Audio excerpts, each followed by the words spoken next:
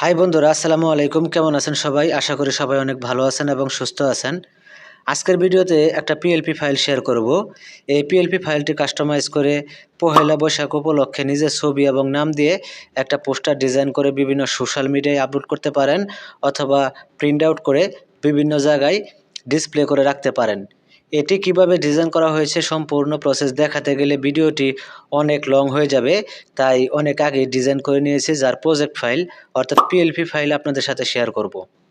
এই video description বক্সে link পেয়ে যাবেন, সেখান থেকে ডাউনলোড করে নেবেন। সেটা জিপ আকারে রয়েছে, আপনাকে আনজিপ করতে হবে। আনজিপ করতে পাসওয়ার্ডের প্রয়োজন হবে, যা এই ভিডিও থেকে সংগ্রহ করতে হবে। একটি করে সংখ্যা, মোট 4টি সংখ্যা ভিডিওর মাঝখানে মাঝখানে কিছুক্ষণ পর পর বেশি উঠবে। সম্পূর্ণ ভিডিও দেখে পাসওয়ার্ড 4টি সংগ্রহ করে নিয়ে ফাইলটি আনজিপ করে নেবেন। আপনি যদি একটু ভিডিও স্কিপ করেন তাহলে যে কোনো একটি পাসওয়ার্ড মিস করে যাবেন, আর মিস করলে ফাইলটি আনজিপ করতে পারবেন না। ওয়েল, আনজিপ করা কমপ্লিট হয়ে গেলে পিক্সেল ল্যাব অ্যাপ্লিকেশন ওপেন করবেন। এই ধরনের ইন্টারফেস চলে আসবে। এইখানে কর্নারে থ্রি ডট আইকন দেখতে পাচ্ছেন, এখানে টাচ করবেন। তো টাচ করে দেওয়ার পরে যে এখানে একটা অপশন দেখতে পাচ্ছেন ওপেন ডট পিএলপি ফাইল, এখানে ক্লিক করে দিবেন। এখানে ক্লিক করে দেওয়ার পরে এরকম একটি পেজ ওপেন হয়ে যাবে। তো উপরে একটা অপশন দেখতে পাচ্ছেন ডট পিএলপি, এখানে ক্লিক করবেন। এখানে ক্লিক করে দেওয়ার পর সরাসরি গ্যালারি ডাউনলোড ফোল্ডারে নিয়ে যাবে। তো এখানে আপনার কাঙ্ক্ষিত ফাইলটি পেয়ে যাবেন, বৈশাখী পোস্টার ডট পিএলপি এই নামে। এটি সিলেক্ট করবেন। তো সিলেক্ট করার পর এখানে দুটি অপশন পেয়ে যাবেন, এইখানে ওপেন অ্যান্ড অ্যাডে ক্লিক করে দিবেন। তো ক্লিক করে দিলেই এটা ইনপুট হয়ে যাবে। এখানে ব্যাক বাটনে ক্লিক করবেন, ক্লিক করলে পোস্টারটি ওপেন হয়ে যাবে। তো এখানে আপনি এই ছবিটা এবং নাম পদবিটা চেঞ্জ করবেন। তো এগুলো চেঞ্জ করতে হলে এই লেয়ার অপশনে ক্লিক করবেন। করার পরে যে এখানে আনলক করে নেবেন, প্রত্যেকটা লেয়ার এখান থেকে আপনি আনলক করে নেবেন। এভাবে আপনি আনলক করে নেবেন তালা চিহ্নের উপর ক্লিক করে। তো এই ছবিটার উপর টাচ করবেন, দেন এখান থেকে আপনি এই যে মাঝের অপশনে ক্লিক করবেন। করার পরে যে এখানে একটা অপশন দেখতে পাচ্ছেন রিসিলেক্ট, এখানে ক্লিক করে দিবেন। ক্লিক করলে গ্যালারিতে নিয়ে যাবে।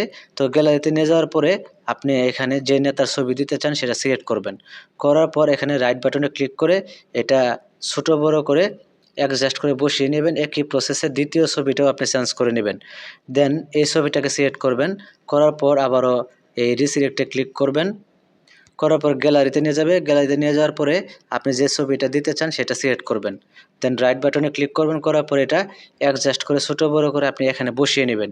দেন এই নামের উপর ডাবল ট্যাপ করবেন, এডিট অপশন চলে আসবে, এখানে আপনার নামটা বসিয়ে দিবেন।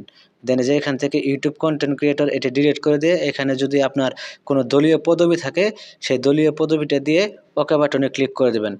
দেন আপনার যে জেলা শাখা বা জামালপুর জেলা শাখা বা যে জেলার থেকে আপনি বিলং করেন সেটা আপনি এখানে দিয়ে দিবেন।